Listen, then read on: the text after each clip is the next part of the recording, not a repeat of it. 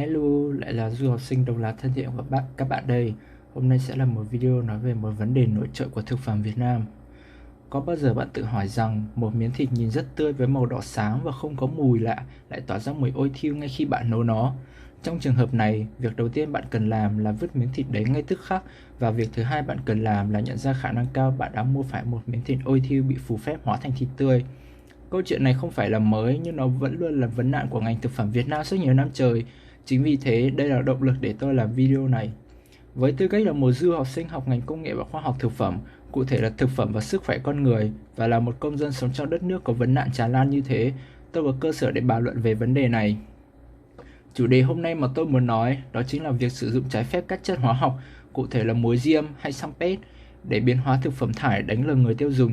Tôi sẽ đề cập đến nguồn gốc, cơ chế, tác hại, lý do và một số cách nhận biết các loại thực phẩm đã qua loại hóa chất này. Đầu tiên là nguồn gốc và định nghĩa. Muối diêm, trong tiếng Anh là curing salt, là một loại chất hóa học được sử dụng trong ngành thực phẩm với liều lượng được quản lý chặt chẽ nhằm mục đích bảo quản thực phẩm. Nó có tên khác là saltpeter theo tiếng Anh. Cái tên này bắt nguồn từ saltpeter của tiếng Pháp cũ, thế nên người Việt hay đọc là sampet, và từ tiếng Latin Trung Cổ salpetre, có nghĩa là muối của đá vì nó là khoáng chất từ đá, theo từ điển Merriam-Webster. Tất cả các tên gọi này để chỉ chất potassium nitrate hay kali nitrat KNO3. Trong thế giới ngày nay, mọi người hay dùng những từ này để chỉ chất sodium nitrate hay natri nitrat NaNO3 vì hai chất này có tác dụng tương tự, nhưng NaNO3 có hiệu quả cao hơn trong việc bảo quản thực phẩm. KNO3 thường được tìm thấy trong phân bón, là nguồn cung nitơ cho cây, trong pháo hoa, là nguồn cung oxy cho phản ứng cháy của pháo hoa, hay trong thuốc súng. Kết thúc phần nguồn gốc, tiếp theo là phần cơ chế của muối diêm. Thông thường, muối diêm chất lượng cao và dùng với liều lượng đúng hoàn toàn không có tác hại với cơ thể. Hơn nữa, nó còn làm tăng mùi vị của món ăn. Muối diêm hay curing salt chủ yếu được dùng cho việc bảo quản các loại thịt. Để hiểu vì sao nó có thể biến thịt ôi thành thịt như tươi, tôi nhấn mạnh là như tươi vì nó không hề đảo ngược lại quá trình ôi thiêu mà chỉ là che đậy tạm thời, chúng ta phải hiểu thông thường muối diêm được sử dụng như thế nào. Ở đây tôi có một biểu đồ. Chúng ta sẽ bắt đầu từ miếng thịt ở trên cùng góc bên trái với màu đỏ cực thẫm. Đây là miếng thịt vừa được cắt ra. Miếng thịt này sẽ được mang đi xử lý với muối diêm kể cả nếu chúng ta có muốn chế biến nó ngay, vì thực phẩm tươi đến đâu cũng có sẵn vi khuẩn trong nó và cần được sơ chế qua. Nitrat NO3 trong muối diêm sẽ biến thành nitrit NO2- và sẽ được khử thành khí nitơ monoxide NO. Oxy trong không khí sẽ kết hợp với myoglobin, sắc tố trong thịt, để tạo thành oxy myoglobin khiến miếng thịt có màu đỏ nhạt. Tuy nhiên, sau một thời gian tiếp xúc với oxy myoglobin sẽ bị oxy hóa và màu sẽ chuyển thành màu nâu. Sắc tố lúc này sẽ được gọi là methmyoglobin, màu mà khiến cho chất lượng của miếng thịt đi xuống và làm thị giác của người tiêu dùng không hài lòng. Đây chính là quá trình mà miếng thịt bắt đầu phân hủy. Để ngăn điều này, myoglobin và methmyoglobin có thể phản ứng với khí nitơ monoxide để tạo thành nitroso myoglobin, khiến miếng thịt có màu đỏ tươi ngon. Đây là bước quan trọng cần nhớ vì màu đỏ thẫm và màu nâu đều có thể biến thành màu đỏ tươi ngon chỉ với nitơ monoxide từ muối diêm. Chính vì thế rất khó phân biệt thịt ôi hay thịt tươi chỉ từ một miếng thịt nhìn đỏ tươi. Thông thường nếu chúng ta bán luôn thịt tươi thì sẽ dừng lại ở nitrosomyoglobin, nhưng nếu chúng ta muốn biến chúng thành các sản phẩm thịt xông khói thì sẽ xử lý tiếp với nhiệt độ để tạo thành nitrosochemochrome, biến miếng thịt thành màu hồng nhạt thường thấy ở các sản phẩm thịt xông khói, thịt được chế biến sẵn hay thịt nguội. Oxy vẫn có thể oxy hóa miếng thịt ở bước này, nên điều tiếp theo cần làm là trong dây chuyền chế biến là đóng gói chân không chúng và sau đó bảo quản lạnh. Để lấy một ví dụ về việc muối diêm được quản lý nghiêm ngặt như thế nào, FSIS, Cơ quan An toàn và Kiểm soát Thực phẩm của Bộ Nông nghiệp Mỹ quy định chỉ được dùng 0,25 ounce muối diêm trong 100 pounds các loại sản phẩm xúc xích, hay 0,007087 kg muối diêm trong 45,3592 kg thịt xúc xích, trích theo bài viết Saltpeter năm 2019 của Stephen L. và các cộng sự, trong ký sự The Science of Animal Growth and Meat Technology, được đăng trên website khoa học Science Direct. Hãy nhớ lại bước quan trọng mà tôi vừa nhắc đến, vì nó sẽ là bước để biến thịt ôi thành thịt như tươi. Sự oxy hóa sẽ làm miếng thịt mất đi màu và mùi vị của nó, thế nên chúng ta sẽ cần cung cấp oxy cho miếng thịt để giúp nó lấy lại độ tươi. Vì nitrat chứa nhiều oxy, methmyoglobin màu nâu sẽ được khử thành nitrosomyoglobin đỏ tươi, oxy myoglobin hồng tươi, myoglobin đỏ thẫm hay nitrosochemochrome hồng nhạt, tùy theo lý lượng và màu mà người dùng muối diêm nhắm đến. Thường thì các tiểu thương sẽ cố nhắm đến màu đỏ tươi để đánh lừa người tiêu dùng rằng thịt vừa được mổ. Ngoài lề một chút, nếu chúng ta đi nốt phần còn lại của biểu đồ, chúng ta sẽ thấy methhemoglobin sẽ chuyển từ màu nâu thành xám nâu với tác dụng nhiệt khi chúng ta nấu thịt.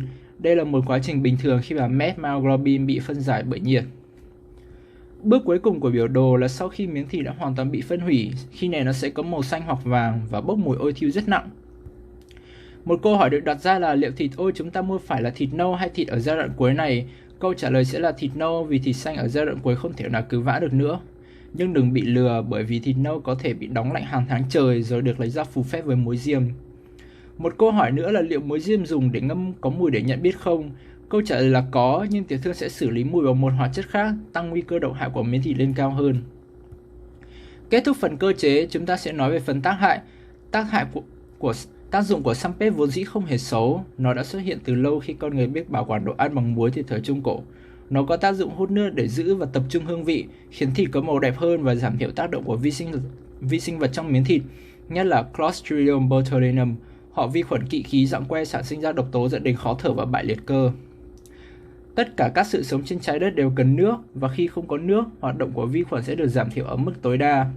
Theo bài viết Saltpeter năm 2019 của Stephen L. và các cộng sự trong ký sự The Science of Animal Growth and Meat Technology được đăng trên website khoa học Science Direct, muối diêm còn có một số tác dụng chống oxy hóa trong cơ thể con người. Tuy nhiên, việc sử dụng tràn lan, bừa bãi và không có kiểm soát của muối diêm và các hóa chất tương tự sẽ mang đến rất nhiều tác hại. Liều lượng nitrat cao sẽ được biến thành nitrit. Nitrit sẽ kết hợp với sắt trong hồng cầu, hemoglobin, để biến thành methemoglobin, một chất không thể trung chuyển oxy do sắt 2 cộng trong hồng cầu đã bị biến thành sắt 3 cộng trong methemoglobin. Nhiệm vụ của hồng cầu trong máu là trung chuyển oxy đi khắp cơ thể, vì thế cơ thể sẽ có tình trạng thiếu oxy nếu lượng hồng cầu bị suy giảm. Lúc này con người sẽ trở nên tái nhợt và xanh xao. Ở người lớn, nitrat sẽ được chuyển hóa và bài tiết trong nước tiểu bởi enzyme và vi khuẩn đường ruột.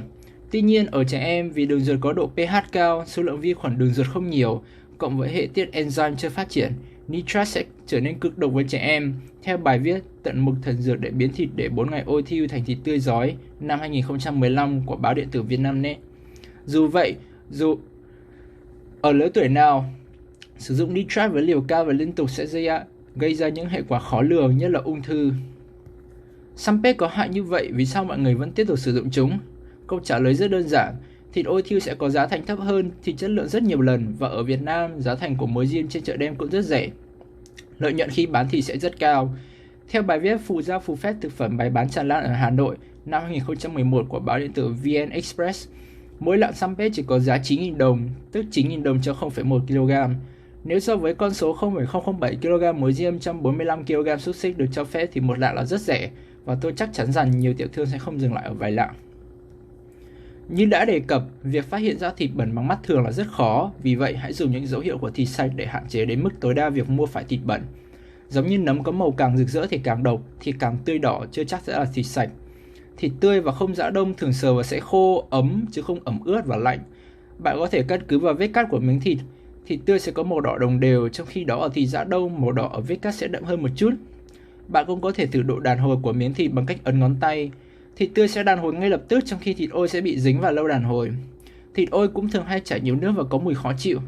Nếu bạn nghĩ miếng thịt không tươi, hãy tin vào trực giác và bỏ qua ngay. Đừng ham rẻ để giúp gạ vào thân. Trên đây là những thông tin vắn tắt về nạn dùng xăm pết vô tội vạ ở Việt Nam. Không phải người bán không biết tác hại của nó, nhưng vì lợi nhuận, họ bất chấp bỏ qua mọi rào cản. Đương thời, nhiều siêu thị hiện đại đã thế chỗ chợ truyền thống với những sản phẩm tốt hơn, nhưng không phải ai cũng có đủ kinh phí để đi siêu thị. Vấn đề với nạn thực phẩm bẩn như một vòng lặp. Người nghèo ham lợi nhuận bán thực phẩm bẩn, người nghèo không có tiền mua thực phẩm bẩn. Cả người mua và người bán đều thiệt khi người bán thì luôn phải trốn tránh và người mua thì do không có lựa chọn nào khác nên chấp nhận rủi ro. Cuối cùng, không chỉ nghèo vẫn hoàn nghèo mà còn kéo theo bệnh tật, tệ nạn xã hội và rất nhiều thứ xấu khác. Đây là những nguồn mà tôi đã dùng cho bài thuyết trình này. Cảm ơn mọi người đã lắng nghe. Xin hãy lan tỏa những thông tin này với một sub và một share. Xin cảm ơn.